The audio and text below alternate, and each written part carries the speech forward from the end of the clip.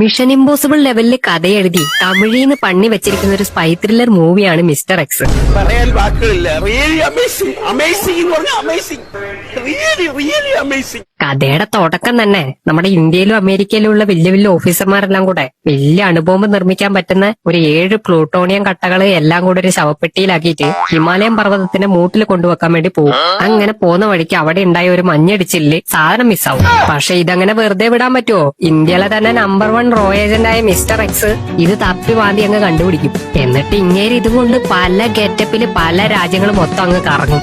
എന്നിട്ട് അവിടെ ഒന്നും ഒളിപ്പിക്കാൻ പറ്റൂല എന്നും പറഞ്ഞ് അവസാനം ഇതും വണ്ടിയുടെ ഡിക്കിയിലിട്ട് പിള്ളേരെയും കൂട്ടി രാജസ്ഥാനിൽ കൂടി ഇങ്ങനെ കറങ്ങി നടക്കുക. അപ്പത്തേക്കും കുറച്ച് പിള്ളേരെ പിടുത്തക്കാര് വന്ന് വണ്ടി അങ്ങ് തടയും. എന്നിട്ട് പിള്ളേരെ ഇവിടെ വിട്ടിട്ട് പോകാൻ പറയും. ഈ പ്ലൂട്ടോണിയം ഒരിക്കലും ആ പിള്ളേരെ പിടുത്തക്കാർക്ക് കിട്ടാതിരിക്കാൻ വേണ്ടിയിട്ട് നമ്മുടെ മിസ്റ്റർ എക്സ് സ്വന്തം മക്കളെ ഉപേക്ഷിച്ച് അവിടെ നിന്ന് പോവുകയാണ് സുഹൃത്തുക്കളെ.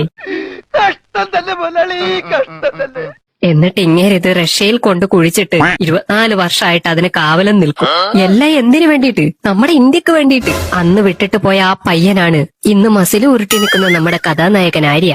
ചെറുപ്പത്തിൽ അച്ഛൻ ഉപേക്ഷിച്ച് രാജസ്ഥാനിൽ കുടുങ്ങിപ്പോയ ആ പയ്യൻ ഇന്നൊരു ഇന്ത്യൻ റോ ഏജന്റ് ആണ്. കടലിന്റെ അടിത്തട്ടി പോയിട്ട് 21 മിനിറ്റ് ധ്യാനം ചെയ്തിട്ട് എഴുന്നേറ്റ് വരലാണ് ആര്യയുടെ സ്ഥിരം ഹോബി. ഇനി ആര്യയുടെ ടീമിനെ പറ്റി പറയാനാണെങ്കിൽ ഇമ്മാതിരി മൊണ്ണ ടീം വേറെ എവിടെയുമില്ല.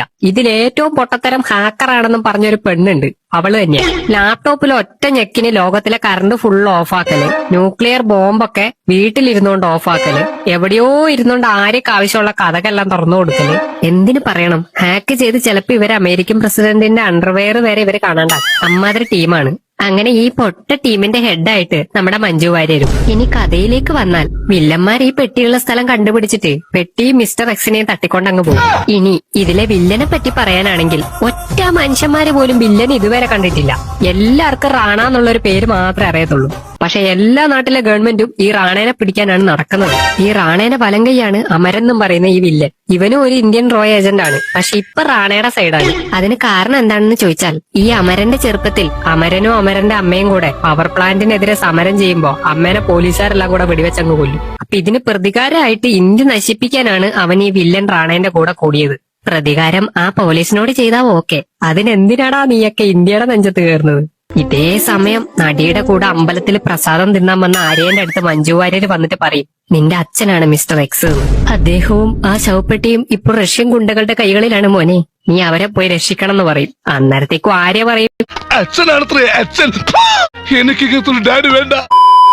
അവസാനം ആര്യ മൊണ്ണ ടീമിനെയും കൂട്ടിയിട്ട് റഷ്യയിലേക്ക് വിടും.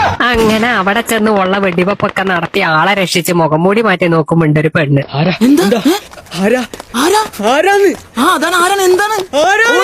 അങ്ങനെ അച്ഛനെ രക്ഷിക്കാൻ പോയിട്ട് ഒരു പെണ്ണിനെയും രക്ഷിച്ചോണ്ട് വരും. നോക്കുമ്പോ അതാ അടുത്ത ടിസ്റ്റ്.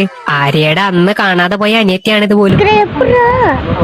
അപ്പൊ അന്ന് എന്താ സംഭവിച്ചെന്ന് വെച്ചാൽ ഇവരെ ആ പിള്ളേരപ്പിടുത്തക്കാര് പിടിച്ചോണ്ട് പോയിട്ട് തൊട്ടപ്പുറത്തെ മാർക്കറ്റിൽ കൊണ്ടങ്ങ് ഇറക്കി വിടും.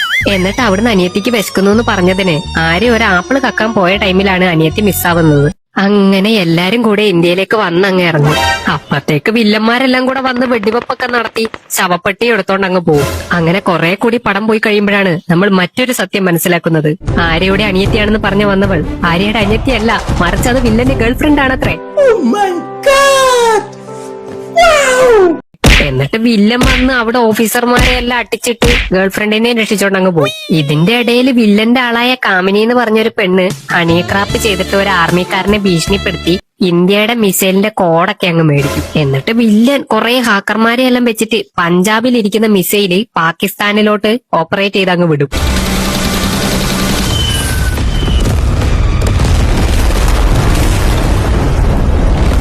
അന്നേരത്തേക്കും നരേന്ദ്രമോദി ഫ്രം മീഷോ വന്നിട്ട് പാകിസ്ഥാനിലേക്ക് വിളിച്ചിട്ട് പറയും, ഞങ്ങൾ അറിയാതെ മിസൈൽ വിട്ടതാണ്. പാകിസ്ഥാൻകാർ അന്നേരം തന്നെ യുദ്ധം പ്രഖ്യാപിക്കും. പക്ഷെ വില്ലന്റെ പ്ലാൻ ഇതൊന്നുമല്ല. ചെന്നൈയിലുള്ള ഒരു ന്യൂക്ലിയർ പവർ പ്ലാന്റ് ഇല്ലേ അന്ന് സമരം ചെയ്തേ, അത് ബ്ലാസ്റ്റ് ആക്കി മൊത്തം തമിഴ്നാടും കത്തിക്കാനാണ് പ്ലാൻ. വില്ലന്റെ ഗേൾഫ്രണ്ട് ആണെങ്കിൽ നിസ്സാരക്കാരിയല്ല, പ്രതിഭയാണ്. പ്രതിഭ സ്വന്തമായിട്ടൊരു ന്യൂക്ലിയർ ജനറേറ്റർ തന്നെ ഉണ്ടാക്കി കൊണ്ട് നടക്കുന്ന ആളാണ് ആ പെൺകുട്ടി. ഒരു ബോൾ എടുത്തിട്ട് അതിന് കുറച്ച് ലൈറ്റും ഫിറ്റ് ചെയ്തിട്ട് ടെസ്റ്റ് ട്യൂബിൽ കുറച്ച് വെള്ളം കലക്കി വെച്ചാൽ ന്യൂക്ലിയർ ജനറേറ്റർ. അങ്ങനെ വില്ലനും ടീമും എല്ലാരും കൂടെ പവർ പ്ലാന്റിലേക്ക് അങ്ങോട്ട് ചെല്ലും. നോക്കുമ്പോ നമ്മുടെ ആര്യ ഇത് മാനത്ത് കണ്ടിട്ട് കൃത്യസമയത്ത് എത്തിയിട്ട് ഫുള്ള് വെടിവെപ്പ് അങ്ങോട്ട് തുടങ്ങും. വില്ലനാണെങ്കിൽ ന്യൂക്ലിയർ ജനറേറ്റർ ഓൺ ആക്കിയിട്ട് പ്ലാൻ ബി ആയിട്ട് ഒരു ബോംബും കൂടെ വെക്കാൻ വേണ്ടിട്ട് പോകും. അന്നേരത്തേക്ക് നമ്മുടെ ഹാക്കർ പണി തുടങ്ങും. മോനെ ആര്യനോട് വിളിച്ചിട്ട് പറയും ഒരു സാധനം കൊണ്ട് അവിടെ കുത്തിവെക്കാൻ. കുറച്ച് സമയം കൊണ്ട് ഫുൾ പവർ സ്റ്റേഷൻ ഹാക്ക് ചെയ്തിട്ട് നാട്ടുകാരുടെ മൊത്തം കറണ്ടും കളഞ്ഞ് ന്യൂക്ലിയർ ജനറേറ്റർ അങ്ങ് ഓഫ്. എന്തോന്നാടോ ഇത് എവിടെ നിന്ന് കിട്ടിയോടോ ഈ അന്നേരത്തേക്കും വില്ലന് കലിപ്പ് കയറിയിട്ട് വില്ലൻ ബോംബ് അങ്ങ് ഓണാക്കും. അപ്പൊ ബോംബ് അവിടുന്ന് പൊട്ടിയാൽ വരെ പവർ സ്റ്റേഷൻ ആയതുകൊണ്ട് ഒരുപാട് പേര് മരിക്കും. അതുകൊണ്ട് ബോംബ് ഇതിന്റെ 5 കിലോമീറ്റർ ദൂരത്തിലെങ്കിലും പോയിട്ട് പൊട്ടാൻ പാടുള്ളൂ എന്ന് പറയും. ഇതും കേട്ടിട്ട് ആര്യ വില്ലനുമായിട്ട് ബോംബിന് വേണ്ടിയിട്ട് അടിയോ അടി. അങ്ങനെയുള്ള സമയമെല്ലാം കളഞ്ഞ് അവസാനം വില്ലനെ ചവിട്ടി പവർ പ്ലാന്റിന്റെ ഉള്ളിലേക്ക് അങ്ങ് ഇട്ട് അത് ഓണാക്കി ഭസ്മാക്കി അങ്ങ് കൊല്ലും. എന്നിട്ട് വില്ലനെ നോക്കിക്കൊണ്ട് ഒരു അരമണിക്കൂർ നിൽക്കും. ഡേയ് അത് ബോംബാണ്, ഓലപ്പടക്കമല്ല.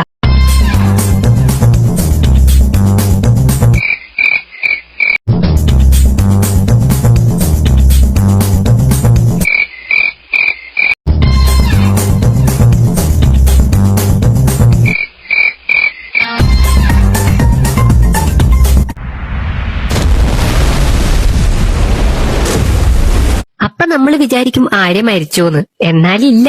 നിങ്ങൾക്ക് ആദ്യം കണ്ടത് ഓർമ്മയില്ലേ? അദ്ദേഹത്തിന്റെ ഹോബി തന്നെ കടലിന്റെ അടിയിൽ മുങ്ങലല്ലേ. അതുകൊണ്ട് ഇങ്ങനെ കടലിന്റെ അടുത്തട്ടി പോയി രക്ഷപ്പെട്ടു പോലും. ഇതൊക്കെയാണ് ഡയറക്ടർ ബ്രില്യൻസ്. ആര്യ എന്നിട്ട് ആരും അറിയാണ്ട് അമേരിക്കയിൽ ചെന്ന് കയറും. അപ്പൊ എന്നാ സംഭവം? റാണേനെ തപ്പി വന്നേക്കുവാണ് ആര്യ. നോക്കുന്ന റാണ ആരാണ്? നമ്മുടെ കഥാനായകന്റെ അച്ഛൻ മിസ്റ്റർ എക്സ്. തുടക്കം മുതൽ അവസാനം വരെ ഇത് കാത്തു സൂക്ഷിക്കുന്നതും ഇങ്ങനെ തന്നെ. അവസാനമായപ്പത്തിന് ഇത് എടുക്കാൻ കളിച്ചതും ഇങ്ങനെ തന്നെ പോലും. ഇപ്പൊ ഇത്രയും നേരം കണ്ടിരുന്ന നമ്മൾ ആരായി? എന്നിട്ട് ഇത്രയും ഇമ്മാതിരി പണി വെച്ചിട്ട് അവസാനം ഇവര് പറയുക മിസ്റ്റർ എക്സ് റാണയായത് എങ്ങനെയാന്ന് അറിയണമെങ്കിൽ നിങ്ങൾ സെക്കൻഡ് പാർട്ട് കാണണം.